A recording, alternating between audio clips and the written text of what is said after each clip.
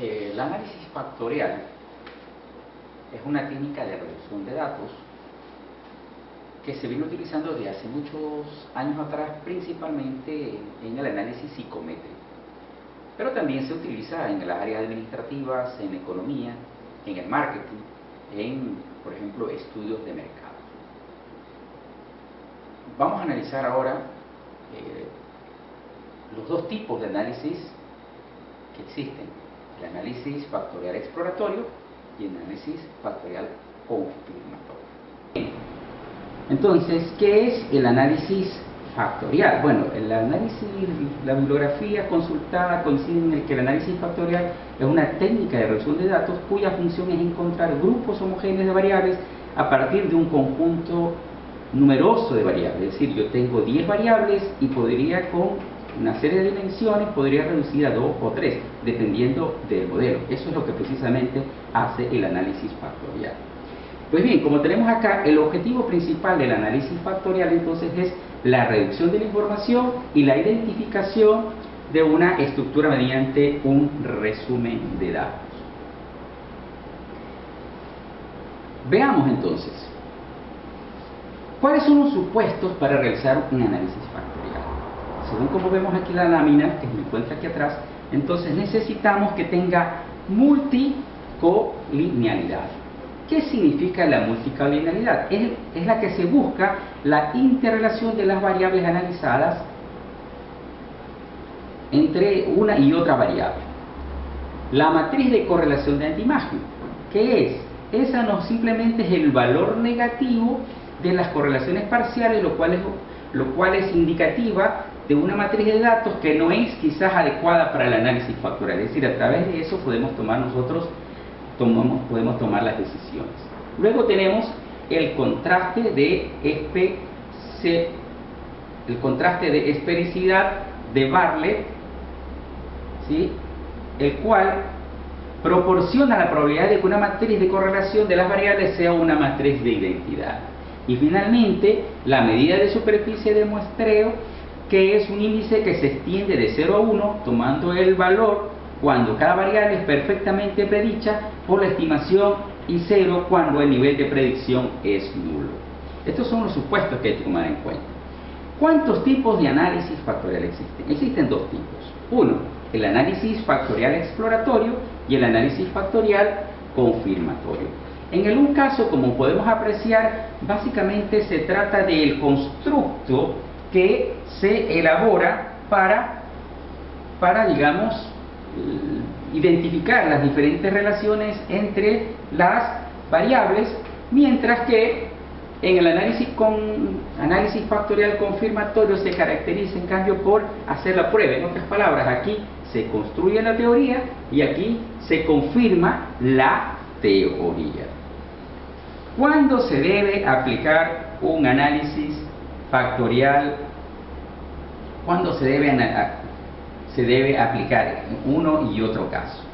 Bien, dice la teoría que si el problema de investigación es descriptivo, el análisis factorial será descriptivo.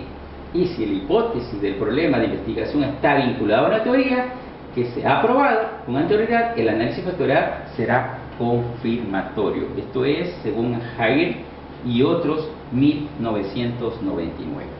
Entonces aquí tenemos nosotros las diferentes representaciones algebraicas, la ecuación para desarrollar un análisis factorial exploratorio, como tenemos, pero esto lo podemos prácticamente realizar de manera muy fácil y sencilla utilizando el software, como es el más común, el SPSS.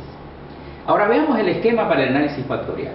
Este esquema, como vemos acá, tiene la formulación del problema, el análisis de la matriz de correlaciones, la extracción de factores, la determinación del número de factores, la rotación de factores, la interpretación de los factores y la validación del modelo. Finalmente, sacamos el cálculo de puntuaciones, la selección de las variables representativas y un análisis de posteriores regresión o cluster. Esta es la fuente Santiago de la fuente 2011. Bien, ¿qué elementos entonces conforman el análisis factorial? ¿Cuáles son los elementos que conforman el análisis factorial? Bueno, existen varios elementos que se los va a sacar a través del programa SPS.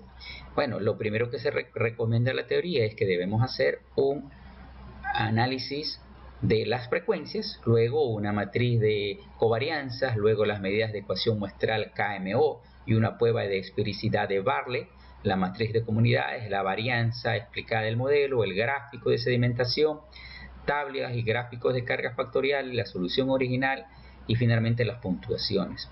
El gráfico de sedimentación, por ejemplo, nos permite, que también es conocido como un gráfico del codo, que permite determinar cuáles son las variables donde se concentra la mayor posibilidad de explicación de nuestro modelo, es decir, donde están condensadas el modelo, como lo vamos a ver más adelante.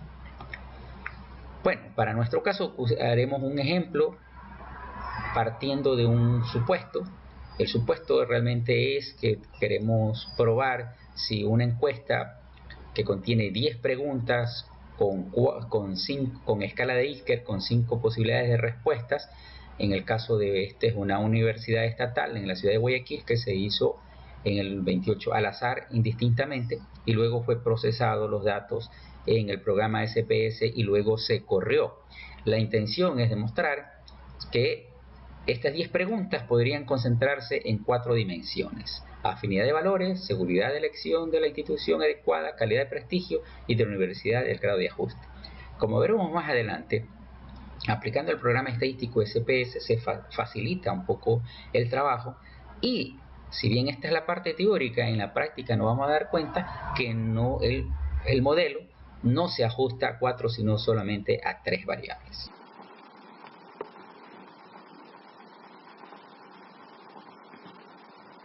Bueno, para poder realizar nuestro ejemplo de análisis factorial, exploratorio y completatorio, entonces tenemos aquí nuestras variables de las que habíamos comentado hace un minuto, las 10 variables. Por supuesto tenemos aquí la medida tiene que ser ordinar o escala. En este caso, como estamos trabajando con una escala de Likert, estamos trabajando con ordinar. Aquí tenemos la base de datos de los 50 encuestas realizadas y por supuesto con las diferentes variables. Bien, de acuerdo, el primer paso que tenemos que hacer entonces es realizar un análisis descriptivo para ver si es que efectivamente tiene nuestros datos están, digamos, de manera normal. Entonces, por tanto, vamos a hacer un análisis descriptivo. Vamos a estadísticos, frecuencias,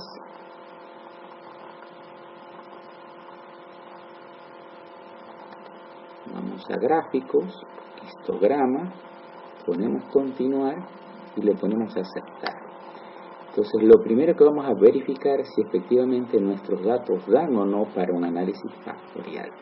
Es decir, lo que significa que deben tener una tendencia normal. Aquí tenemos, por ejemplo, la pregunta 1, la pregunta 2, la pregunta 3, la pregunta 4, la pregunta 5, y así podemos observar que efectivamente da como para poder realizar un análisis factorial.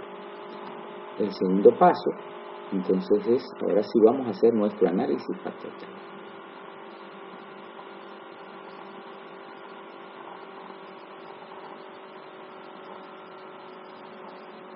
Vamos a analizar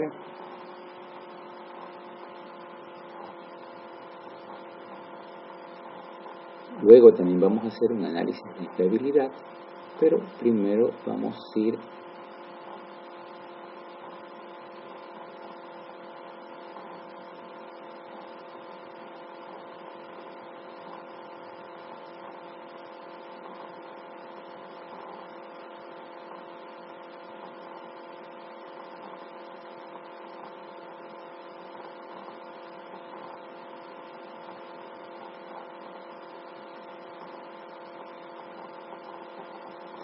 a reducción de dimensiones. Nos vamos a factor en factor vamos a tomar todas las variables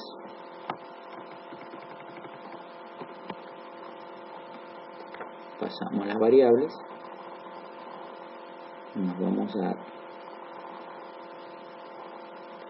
descriptivos, inicialmente ponemos solución inicial, por supuesto vamos a hacer los coeficientes, el nivel de significación, determinante y la prueba de KMO y prueba de esfericidad de Bartlett. Por ahora simplemente nos vamos con esto, vamos a continuar. En extracción vamos a utilizar aquí componentes principales, vamos a utilizar también la matriz de correlaciones, solución factorial sin rotar, y vamos a utilizar el gráfico de sedimentación que nos permite también observar a través del codo cómo se distribuyen nuestra información. Vamos a continuar.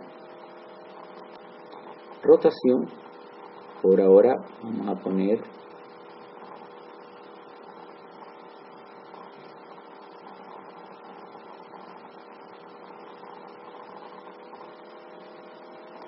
Varimax, vamos a guardar como variables las puntuaciones, la prueba de Bartlett, vamos a continuar y finalmente le ponemos aceptar. Entonces, como podemos observar en nuestro análisis factorial, aquí tenemos la matriz de correlaciones. Si podemos observar aquí, tenemos, digamos, la diagonal que tiene 1 y lo que se llama la tipo espejo, ¿no? Aquí tenemos 0.385 a 1. Bien, este es nuestro análisis, la matriz de correlaciones. Una vez que tenemos esto, podemos ver que la medida, lo primero que tenemos que observar, que la prueba KMO de Bartlett, en el caso aquí, tiene que ser próximamente a 1. Tenemos prácticamente el 78%, casi 79% que realmente da. Y lo segundo que tiene que ser, en la prueba de Bartlett, tiene que ser menor a 0.05, y en este caso da 0, lo que significa que efectivamente nos da la posibilidad de hacer la prueba, es decir, en el que